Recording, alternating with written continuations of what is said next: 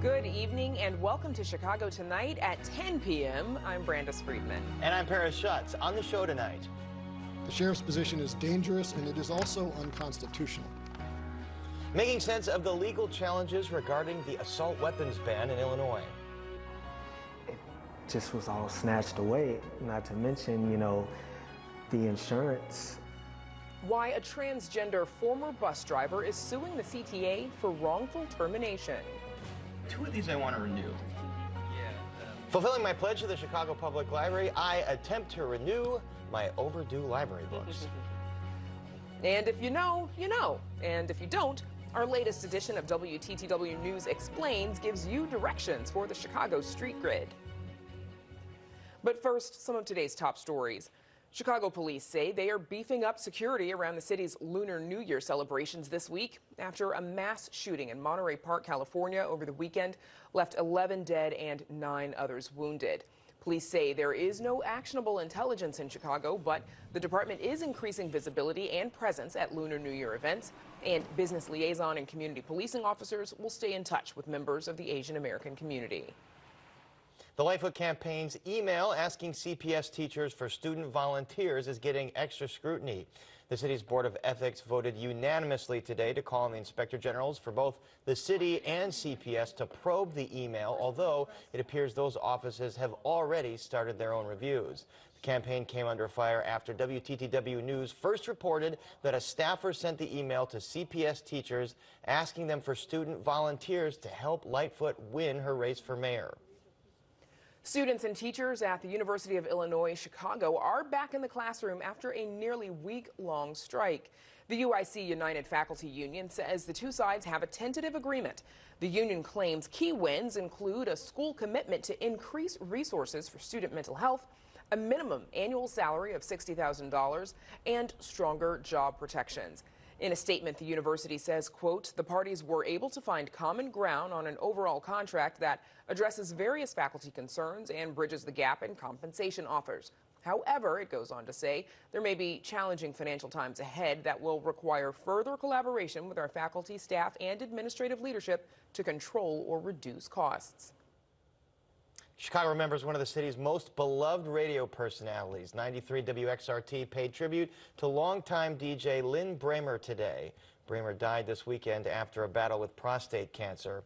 And the tributes have been pouring in from musicians and music lovers alike as folks remember Bramer's zest for music and life and the creativity and wisdom he poured into his regular Lynn's Bin segments, which would end with him saying, quote, take nothing for granted. It's great to be alive. Here's a clip of Bramer from a profile we did in 2012 where he describes how he got the moniker your best friend in the whole world. Early in my career is kind of a self-pitying thing, and at first it was kind of like that feeling that every disc jockey has. Is anybody listening? Does anybody care what I'm saying or what I'm playing? Is there anybody out there?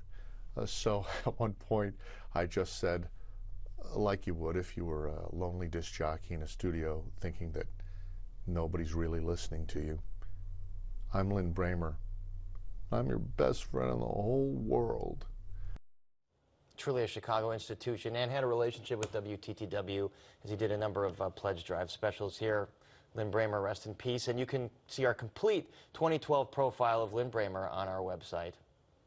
And coming up in the program, a former CTA bus driver claims he was wrongfully fired because of his advocacy. But first, we take up the legal battle over Illinois' new assault weapons ban right after this.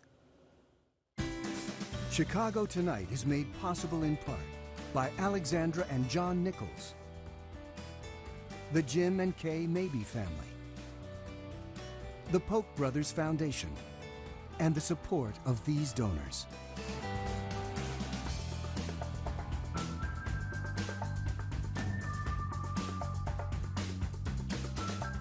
The alleged mass shooter in Monterey, California is reported to have used a semi-automatic weapon with an extended magazine. Those are exactly the types of weapons outlawed in the new Illinois assault weapons ban. But late Friday, a downstate judge put the law on hold for now, although it is a bit complicated. And here to wade through those complications are Tom DeVore, a former Republican candidate for Illinois Attorney General who is representing the plaintiffs who obtained that temporary restraining order on Friday, and State Representative Bob Morgan, one of the lead sponsors of this Protect Illinois Communities Act. Folks, thank you for joining us this evening. Tom DeVore, I know that you and Darren Bailey just filed another lawsuit today, but tell us about the original lawsuit that resulted in the injunction. It's not necessarily about the Second Amendment, so what's the meat of the complaint here? True. To the extent the Second Amendment's involved, again, it's a gun regulation, so it's going to implicate the Second Amendment at some point in time in the federal jurisprudence. But as far as the state court goes and this Illinois constitutional arguments, we're dealing with a couple of procedural reasons, saying that the law was passed procedurally in violation of constitutional principles. And then we also raise an equal protection argument of some of the exceptions that were put into this law, which are also under the Illinois Constitution as well. But those could also overlap into the federal matter. But again, procedurally and equal protection in the Illinois constitutional matters we've raised in state court. And we should clarify for our viewers that this injunction just applies to the 865 or so plaintiffs that are on this lawsuit. So just those plaintiffs, not to the state at large. But Representative Bob Morgan, your reaction to Effingham Judge Joshua Morrison's ruling? Good evening. I haven't seen Mr. DeVore and Senator Bailey's new filing today, but I think that these claims have all been adjudicated in the past. These are almost identical to the types of claims that we had filed during COVID-19, which almost all of them, in fact, I believe all of them have been struck down by the courts, all these arguments. So I think we're rehashing some of the same arguments about what the legislature should do and how. So I'm confident that this will be overturned. And Tom DeVore, there's going to be a hearing on this pretty soon, and the Attorney General has vowed to appeal right away. So what are the next steps here? True, but with all due respect to the representative, these issues raised in this case have absolutely nothing to do with the issues that were raised during COVID. They're 100% unrelated and different. And so to that extent, it might want to take a closer look. But and in the COVID mandates, ultimately, those were found to have problems. So that's a separate conversation for a different day. But we shouldn't be comparing apples to oranges. As far as these actual cases, there will be an appeal to the 5th Appellate District in Mount Vernon by the governor and the attorney general, because again, as of yet, Speaker Welch and President Harmon have not appeared in this case. So we're going to have an appeal on the propriety of the TRO, and we'll hear that in front of the 5th Appellate District here in the coming days. But again, I would be more than interested to allow representative to speak to these procedural issues that have been raised, and I look forward to hearing what he has to say. All right, well, let's give you a chance, Representative Morgan. The procedural issues raised here, why do you believe strongly that they fall within the bounds of the law? Well, Paris, like you mentioned, this really is a pretty limited ruling. It applies to Mr. DeVore's clients, I believe about 860 that filed. So this is pretty limited. The law went into effect immediately to ban the sale of these semi-automatic weapons, the sale of these high-capacity magazines. So that is in effect for almost 13 million other people. So I think these hearings are going to continue. There's a number of lawsuits that are going to be filed that was always going to be the case. I don't think anyone's surprised by that. And the courts are going to have their opportunity to review all the claims, including those Mr. DeVore has filed. Right, there's going to be a lot of legal proceedings here. It'll be hard to keep track of. But as this is happening, a group of Collier County and downstate sheriffs have already said they won't enforce the assault weapons ban. Let's hear from two of them with very different views. First, Cook County Sheriff Tom Dart, and then downstate Sheriff Jeff Bullard, who told us last week why he would not enforce this law.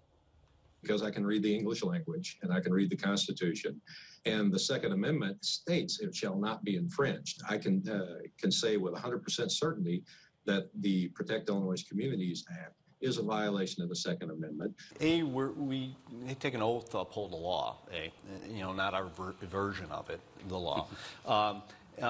B, wildly premature. I mean, I don't even think the state police has got the rules all laid out how this is going to play out. Tom DeVore, but for this limited injunction, it is the law of the state, and the constitutionality of it has not yet been adjudicated. So on what grounds are these sheriffs standing on to say they're not going to enforce it? Well, they stand on two different grounds. They're related, but they're kind of independent. And ironically, now that this particular topic has the exposure that it has, is this conversation that's going on They don't appreciate that this happens every day. Sheriffs and state's attorneys across this state and this nation make discretionary decisions all the time, just like our state makes the decisions not to enforce certain federal laws dealing with immigration. So they're saying, I'm not going to enforce it. I'm not going to make it a priority. There's nothing the governor can do about that. And to the extent that, again, a sheriff or a state's attorney thinks that a law violates federal constitutional principles, they can make that decision if they choose. And if they took an oath to uphold the U.S. Constitution, they can do that. There's nothing that the governor can do about it. There's nothing the attorney general can do about it. And again, this will play out how it plays out. But I want it to be clear that if a law enforcement official or a prosecutor decides not to make something a priority, they're going to do that, and they can be unelected by the people that they represent, possibly. But it's no different than when Kim Foxx says she's not going to charge a felony offense for anyone that doesn't steal over $1,000 of value of merchandise, even though the state law says it's $500. Certainly there are other examples of prosecutorial discretion, as you bring up, and state's attorneys saying they won't prioritize certain law. State Representative Morgan, is that how you see this, that there's really nothing that Pritzker or anyone else can do to get the sheriffs to enforce this? Well, I mean, there are a number of people, these elected sheriffs around the state, who have taken a template press release and put it out under their letterhead, which frankly, I think they're going to come to regret when this law is decided by a court. You know, they're making the decision that they're a judge, and they're not. They're elected to be a law enforcement officer to enforce the law. We've passed a law in the state of Illinois. It is now the law, and they're saying their only job is to enforce the law, and they're saying they can't do it. They're throwing up their hands and saying, that's too much. I'm not going to do it. I just think it's embarrassing for them, and they're going to have to face the voters, just like Mr. DeVore said, when they're saying that they're not going to do their job. All right, well, this is the first of many discussions we'll have on this topic on our new 10 p.m. show. We thank you for being our inaugural guest. Thanks for joining us, Tom DeVore and Bob Morgan. And up next, why a transgender former bus driver is suing the CTA for wrongful termination. So please stay with us.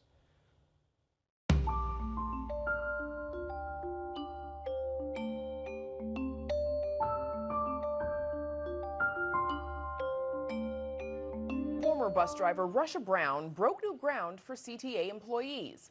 In 2019, WTTW covered his successful push for the transit agency to add gender-affirming care to its health insurance policy.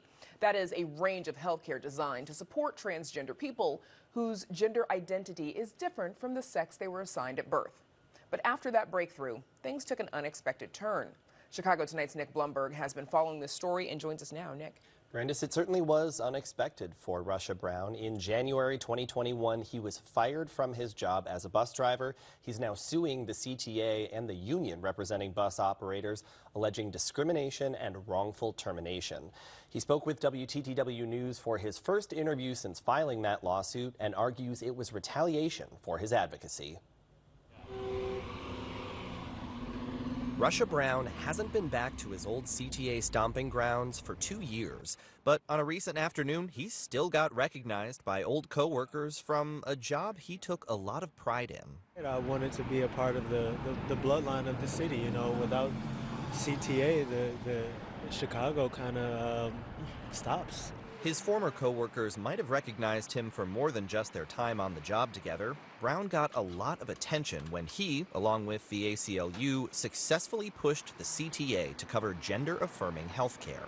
I didn't think anyone would care. I didn't think that the story would get as big as it got. Brown was proud of his efforts, but it also meant sharing something deeply personal. I basically outed myself to the whole city, so when at the time, I got to a new work location. A lot of coworkers who I didn't know, and they're like coming up, congratulating me. Brown also had a sense of fear, knowing that not everyone would support him. He says some coworkers made hurtful, joking comments, and that he faced harassment and even death threats. I reached out to CTA's EEOC, I reached out to my union, and to my knowledge, nothing was ever done about that. It made me want to, go into myself even more. Brown says it went beyond inaction.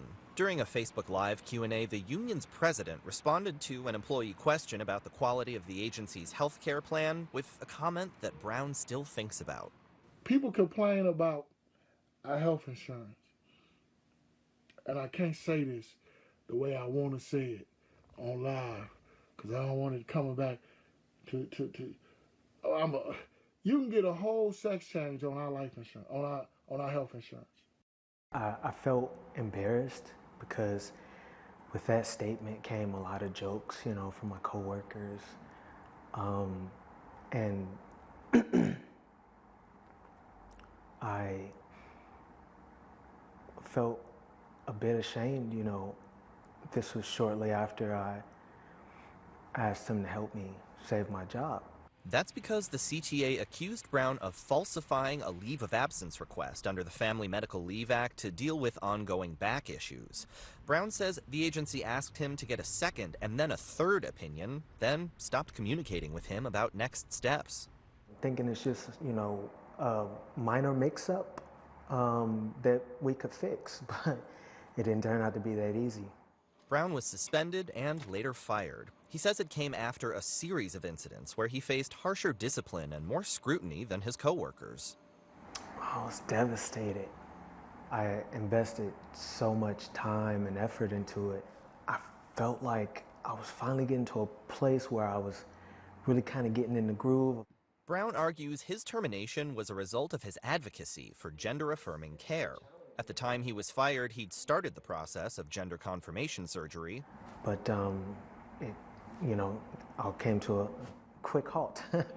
You know, sometimes we get a case and we get an inclination that the outcome was predetermined. And this was one of those cases. Attorney Christina Abraham is representing Brown in his lawsuit against the CTA and the union. Abraham argues they targeted and discriminated against Brown because he's transgender and because he spoke out about inclusive health care. Very rarely do you get a situation where a manager is going to tell you, you know, you're too much trouble, we're going to get rid of you. So they use a cover for the discrimination or the retaliation that seems like it's, you know, procedurally okay. And that's what I thought was going on here. The CTA declined to talk about the case. The union didn't respond to requests for comment. In their responses to Brown's lawsuit, both broadly deny his claims and say both his termination as well as the representation he got from the union were above board. The issues in the case go beyond legal questions. Joy is a resource that has to be perpetuated in our community. The Dignity Suite at Brave Space Alliance is one of the ways the Black and trans-led nonprofit helps LGBTQ+ Chicagoans look and feel like themselves. Interim CEO Jay Rice says gender-affirming care can be life-saving for trans people. Everything from a wig or a haircut to surgery or mental health support. This isn't about hiding who we are, but really having who we are on the inside be more aligned with how we present on the outside. Advocates say that's crucial for trans people's mental health. A 2019 study in the journal Transgender Health found trans people were 4 times as likely to experience a mental health condition. Rice says for Black trans folks, things can be even more difficult. It is maneuvering in multiple forms of oppression on a daily basis and not really knowing why someone hates you, not knowing what is it about me? Is it because I'm trans? Is it because I'm Black? Is it because I'm queer? Which one is it today? Russia Brown says he's taking on the challenges he's faced one day at a time. You know, depression, you know, is a present. It's hard. It's not what I thought I was going to be doing with my life. It's not where I thought I would be. Despite losing his job, Brown says he's hopeful this lawsuit can make the CTA a more welcoming environment for trans workers. And I think it's important for everyone to advocate for themselves when they've been wronged, because otherwise, how do we change these systems? Nick, you mentioned the CTA and the union broadly deny Russia Brown's claims. What do they have to say in their court filings? Well, the union denies that Brown brought those harassment problems and threats to the union. They deny that the president's comments in the Facebook Live video were intended to be disparaging in any way. And they also say the ATU has never discriminated against anyone on the basis of gender identity or sex. The CTA, for its part, also echoed those arguments that they don't discriminate on those bases. They also say they don't have enough information regarding Brown's allegations of harassment from coworkers and unfair discipline from management. And the transit agency also stood by its decision to terminate him for FMLA falsification. And what are the next steps then? Well, they're heading into the discovery phase. That's where all the parties have to share relevant information and documentation. And there is a status hearing for this case set for the late summer. Okay, Nick Blumberg, thank you so much. Thank you. Up next, a brand new installment of WTTW News Explains. But first, a look at the weather.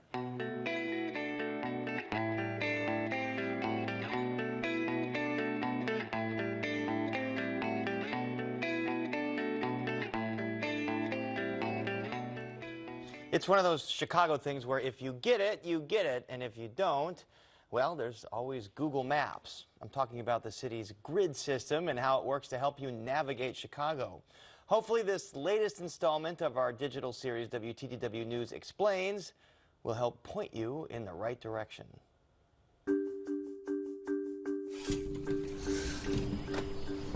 Okay, class, are you ready to learn Chicago's grid system? Remember graph paper from middle school math? Well, then you can imagine the Chicago grid. It has a north-south axis and an east-west axis, and the center point is at State and Madison in the heart of the loop. That's 0 north, south, east, and west. Each street address contains a directional prefix, N, S, E, or W. A mile is roughly 8 city blocks. So, say you walk 8 blocks north from Madison on State. You'll be at 800 North State. 8 blocks west of State on Madison, that's right, you're at 800 West Madison. Head 8 blocks east of State on Madison. Oops, I hope you can swim. Now, let's find some iconic Chicago locations. Wrigley Field is located at 1060 West Addison at the intersection of Addison and Clark. Addison is 3600 North, or 36 blocks north of Madison. The 1060 West tells us the address is between 10 and 11 blocks west of State Street on Addison. That is, if State went that far north. Now, let's visit Guaranteed Rate Field, home of the Chicago White Sox, at 333 West 35th Street. 35th Street is 35 blocks south of Madison.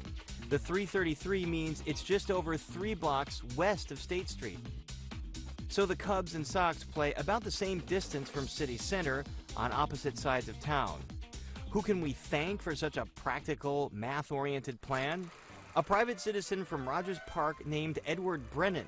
He proposed the idea in 1901 to clean up what had been a confusing and chaotic system with repeated street names and addresses that were, well, all over the map.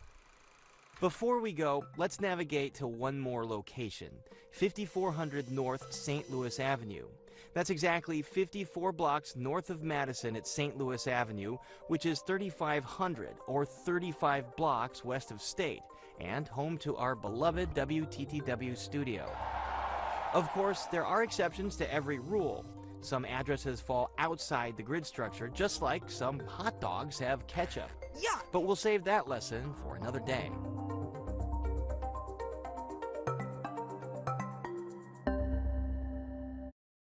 And it really was a mess before this grid system came into play. There were like multiple streets with the same name, so multiple addresses that were exactly the same all across the city. So maybe it's a little clearer now. Now you know. Now you know, yeah, and that's helpful even if you have a general sense. Now you have a very clear understanding. No need for those Google Maps. And we're back to make amends and wrap some things up right after this. Chicago Tonight is made possible in part by Alexandra and John Nichols, the Jim and Kay Mabee family,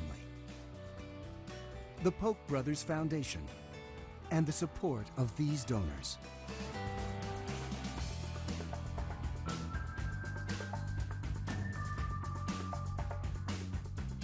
Before we go tonight, an update on a burning question.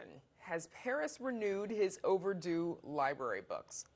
So in case you don't remember our recent conversation with Chicago Library Commissioner Chris Brown, here's Paris making a confession.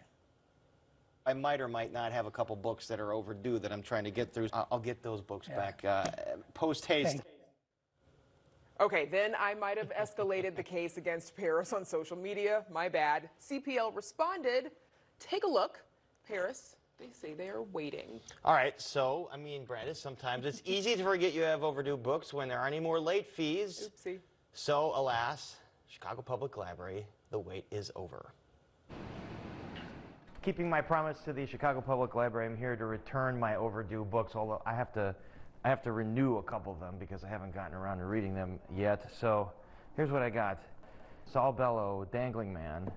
I've got Dune, which I think is the first follow-up to the original Dune. I haven't gotten to that yet. And then this is a great one, Fire on the Prairie, about the Harold Washington years by Gary Rivlin. I'm still in the middle of this, so hopefully I can renew it. Hello, how are you? Great, how are you doing? I'm doing well, thank you. Great. So, all right, 2 of these I want to renew. 2 of these you want Yeah, to renew? the Fire on the Prairie and Dune, I got to renew those. Okay, thank you. I was a couple months late here, so no hassle, no fees. You get unlimited renewals at the library, so don't be like me and hoard those overdue library books. But clearly, the lesson here is I actually have to make some more time to read them. I mean, my goodness, I had enough time here. You've got some good book recommendations there. So Absolutely, I'm great book taking notes. recommendations, a little bit of everything. All right. And that is our show for this Monday night. Please join us tomorrow night, live at 10. At 10. And now for all of us here at Chicago Tonight, I'm Paris Schutz. And I'm Brandis Friedman. Thanks for watching. Stay healthy and safe, and have a good night.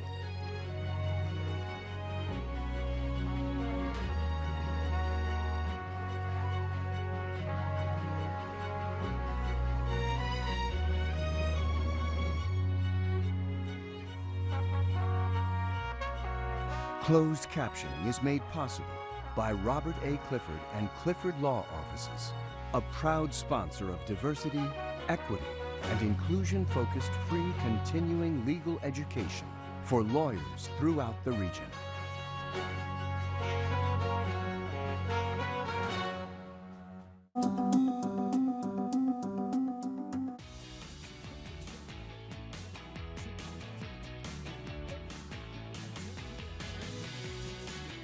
I'm Rick Steves. Join me for a special look at cruising the Mediterranean. We'll enjoy some of the great ports of the Mediterranean and venture inland to some of Europe's iconic sites. And as we sail from port to port, we'll enjoy our time on board the ship. We'll see both the efficiencies of cruising and the downsides that come with mass tourism. We'll also savor romantic island getaways and lazy time on the beach. Friday at 8 on WTTW. The Roots have inspired me, just how genre-bending they've been. These institutions sort of have an understanding that it's a new day. This is a genre of music that really shapes us as people. Friday at 9 on WTTW. Hi, I'm Jeffrey Baer. I've made dozens of programs about the incredible city and suburbs of Chicago. And you know what? WTTW's members are just as incredible. Your contribution makes everything we do at WTTW possible. So thanks for your ongoing support. Next time. 4. When a man is killed on a golf course. It's a deep impact. The evidence all points to the victim's brother. So it's got to be him that did it. But as the team investigates, A possible second weapon. Neville has his doubts. What if someone is trying to frame me for murder? And hits the links for answers. Death in Paradise. Saturday at 7 on WTTW. On Frankie Drake Mysteries. You think I don't look like him? Who? Dad. Frankie discovers she has a half-brother. A Drake man is not to be trusted. And he needs her help. A friend of mine's been framed up on a murder charge. The evidence is wrong. But to solve this case, Look at that. Frankie will have to get past her suspicion. He's a good man. Well, I will decide that for myself. Just because we share the same father does not make us family. Frankie Drake Mysteries. Saturday at 8 on WTTW. Next time. They broke the glass and tried to fake a burglary. A woman is found dead in her home, but the cause of death is a surprise. A heart attack. I know you like a good murder, just not sure this is one. The investigation leads Barnaby to a robotics lab. One day, Inspector Robots will be doing your job too. And to a group of ballroom dancers. Didn't think glitz and glamour were your thing, sir. They're not. Midsummer Murders. Saturday at 9 on WTTW.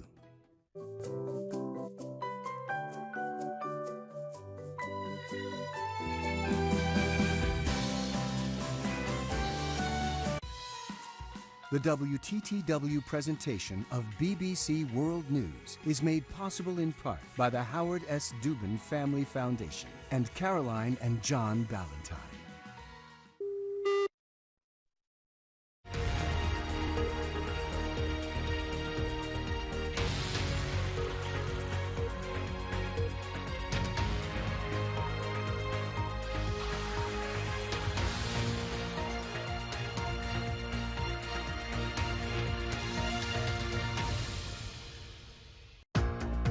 Funding for presentation of this program is provided by the Freeman Foundation, by Judy and Peter Bloom Kovler Foundation, pursuing solutions for America's neglected needs, and by contributions to this PBS station from viewers like you.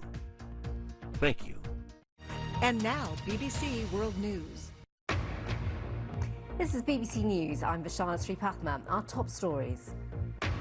At least 7 people have been killed at 2 shootings in farms near Half Moon Bay in California, just 2 days after 11 people died in a mass shooting in the state. A court in Washington convicts 4 members of a far-right militia group for their part in the Capitol riots in January 2021. As the European Union agrees on more financial aid for Ukraine, pressures grows on Germany to send military tanks to help fight off the Russian invasion. Turkey's president says Sweden should not expect him to support its NATO membership bid just days after a copy of the Quran was burnt during a protest in Stockholm. And why this $24 million performance in Dubai has landed Beyoncé in hot water with some fans. Northeast. Monsters. Twice.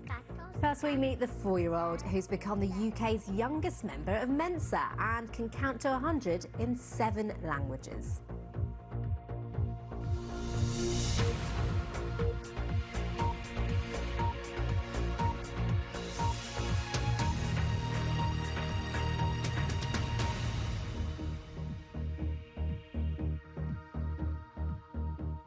Welcome to our viewers on PBS in America and around the globe.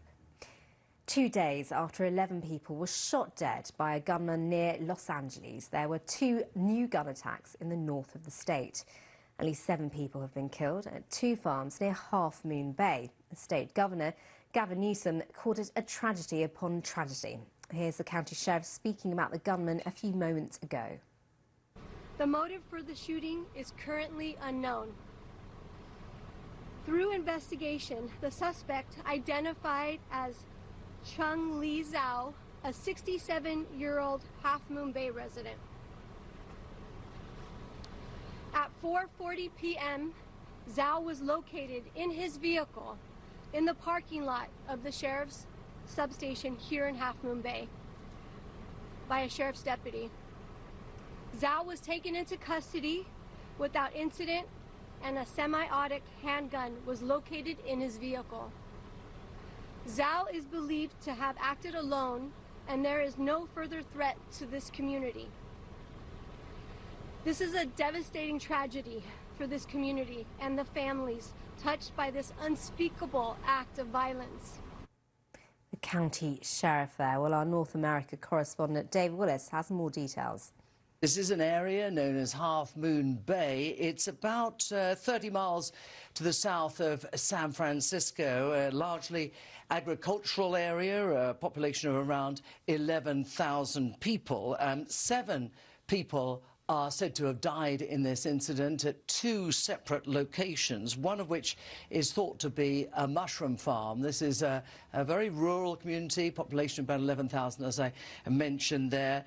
2 people were injured in the first location, and the officers found 4 people dead and a 5th person wounded at the other location, about 2 miles away. Now, it's been reported that all of the victims were Chinese farm workers, and a 67-year-old Asian American man has turned himself into the police at about 2 hours after the incident took place at these 2 separate, very rural locations. There's footage of that man being pinned to the ground and taken into custody by sheriff's deputies. Now, a short while ago, as that press conference got underway, a police officer in charge of the investigation said that there was no clear motive for this attack, although it does appear that the gunman worked at one of the two agricultural facilities that were targeted in this attack.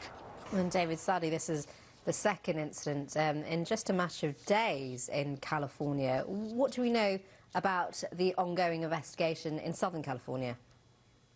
Well, that's right. About 400 miles south of that incident, we, just a couple of days ago, had that terrible incident, a massacre involving a ballroom dance venue in Monterey Park, which is a predominantly Asian American community to the east of Los Angeles. It was revealed today that an 11th person had died after being shot in that incident, and of course one man is known to have overpowered the gunman at a second location, which could have resulted in a considerable additional loss of life had that intervention not occurred. The police at a press conference here in Los Angeles said that they recovered 42 bullets that were fired from that in that attack, and that the perpetrator, a man called Hu Can Tran, had access, they said, to a handgun, a rifle, and hundreds of rounds of ammunition.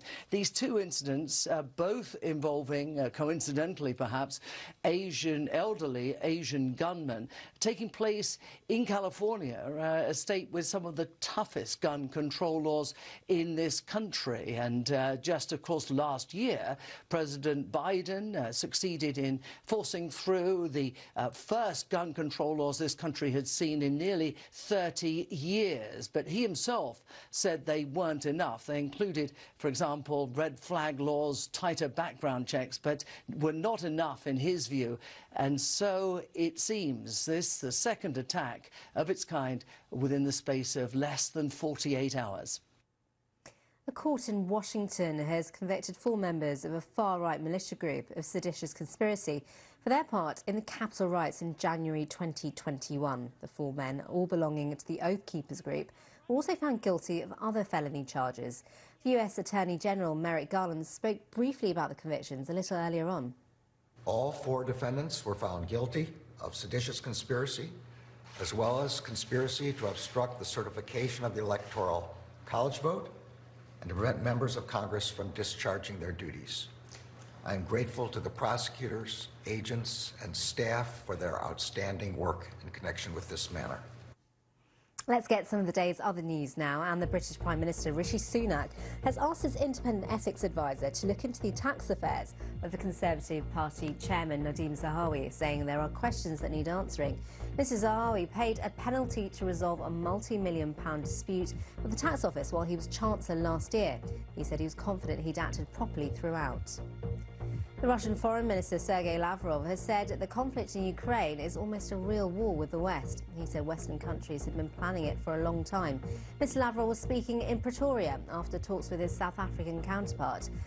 He described their meeting as wonderful. Despite pressure to condemn Russia's invasion of Ukraine, South Africa has refused. The Chinese city of Mohe has recorded the lowest temperature since records began. Known as China's North Pole, the city lies close to the Russian border. On Sunday, the local weather station recorded a record low temperature of -53 degrees Celsius at 7 o'clock in the morning. The Swedish music streaming service Spotify is cutting about 600 jobs. Its chief executive said he'd been too ambitious and needed to improve efficiency. Spotify has never posted a full-year profit despite its dominance in the online music market. Technology firms have been facing a downturn in fortunes after 2 years of rapid growth during the COVID pandemic.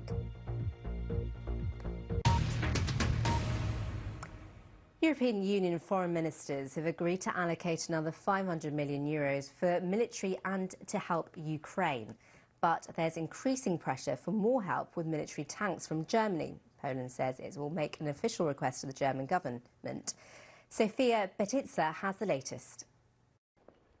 Strong words from the German foreign minister in Brussels on Monday. If it loses this war, there will be no more Ukraine. And that's why it's important that we, as international partners, do everything we can to support Ukraine in its right to defend itself. But she declined to comment on the most contentious issue, whether Berlin would agree to the sending of German-made Leopard 2 battle tanks to fight Russian forces. They are world-class weapons, widely seen as the best fit for Ukraine. But the Germans have to give approval before the European allies can export them. And Germany is concerned about the possible consequences, including triggering escalation from Russia. Berlin, though, is under growing pressure to give the